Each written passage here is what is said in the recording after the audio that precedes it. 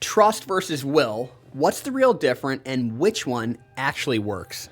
Well, if you think that a will is a full estate plan, you're about to learn why millions of family end up in court exactly because of that belief. Let's talk about the difference between a will and a trust and why that difference matters most than most people realize. Because here's the truth. A will is not an estate plan. It's a set of instructions that you give to the court that they're going to follow after you die through a public lawsuit called a probate. A trust, on the other hand, is a legal living entity that you create during your lifetime, and it's one that manages your assets while you're alive, when you're incapacitated, and most importantly, after you're gone. It's the difference between permission and protection. Let me show you what that means in practice and in real life. If you have a will, you're telling the court who should get what. But your family still has to go to court to prove that the will is valid. They've got to notify creditors, freeze and inventory your assets, and wait months,